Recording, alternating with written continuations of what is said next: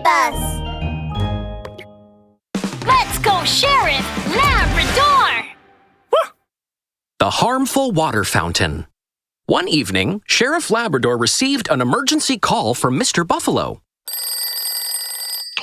Hello, Sheriff Labrador. I want to report a case.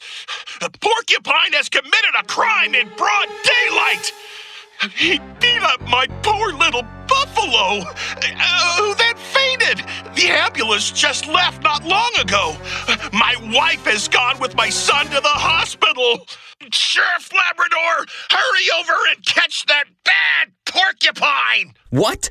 Porcupine attacked your son? I'll be right there. Sheriff Labrador slammed the phone down and rushed to the park with Officer Doberman. They had just walked through the entrance to the park when they saw Mr. Buffalo and Porcupine tugging at each other's collars not far away. Oh no! Officer Doberman, let's separate them.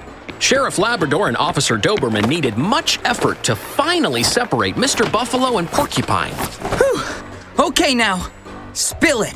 What actually happened? Let me tell you. Today, my wife and I took our son to play here in Forest Park. My son was playing very happily. Who would have imagined? We looked away for a while, and the next thing we knew, my son had passed out on the ground.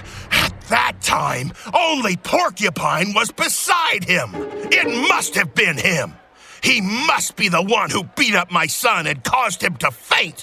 Porcupine was anxious after he heard Buffalo Dad's words. Humph! Nonsense! Which eye of yours saw me hitting your son? Sheriff Labrador, you must be my judge. I was just passing by. I've really been wronged. The crowd around them began to discuss animatedly.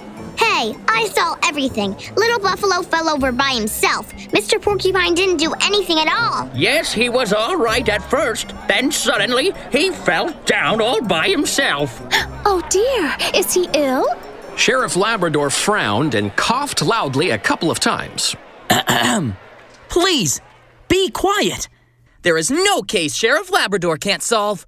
I'll find out the truth soon.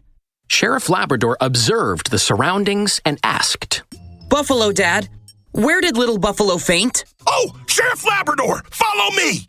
Saying that, Buffalo Dad brought Sheriff Labrador to the side of a fountain. The ground was still wet. Fountain. Water. Sheriff Labrador's dark, round eyes suddenly lit up.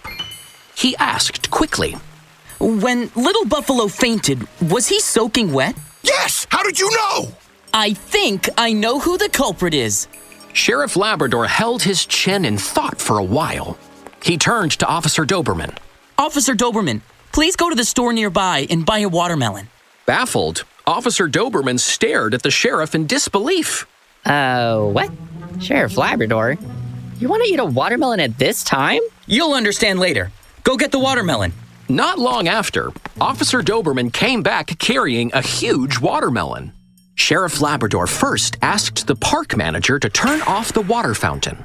Then, he put the huge watermelon carefully on one of the water spouts in the middle of the fountain. I'm going to do an experiment now. Watch carefully, everyone. Sheriff Labrador asked the park manager to turn the fountain on. They saw that the water columns spraying out from the fountain cleanly split the watermelon into two halves. The chopped watermelon spun a few times in the air before falling heavily on the ground. Oh, dear! That's scary. Wow! The water columns from the fountain actually split the watermelon in two! The crowd looked at the watermelon chopped into two halves and walked away from the fountain in fright. I believe everyone has seen the power of the fountain. That was the real culprit that caused little Buffalo to faint. At that moment, Mr. Buffalo suddenly came forward. Sheriff Labrador? My wife just called. She said our son had come around. My son said himself that he played with the water fountain and was hurt by the water flow. The pain caused him to faint. But I still can't figure it out. Why is the water fountain so scary? Don't belittle the impact force of the fountain. The water columns sprayed out by the fountain are high-pressure water columns with a lot of power. The watermelon is the best evidence of this. On top of that, playing in the fountain also carries the danger of getting an electric shock. Never play in a fountain. Mini episode on safety. Woof!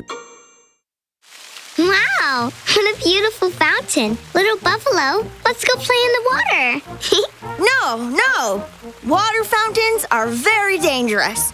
We can't go in and play. Huh? Isn't it just water? What's the big deal? Little Buffalo is right. Sheriff Labrador's Safety Talk. Fountains shoot out columns of water that are pressurized and very powerful. These water columns can split a watermelon in 2 halves. Don't belittle their power. Children's skin and organs are weaker and cannot withstand such an impact force.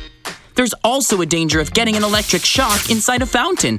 So friends, in the summertime, it's better for us to admire fountains from a distance. Woof!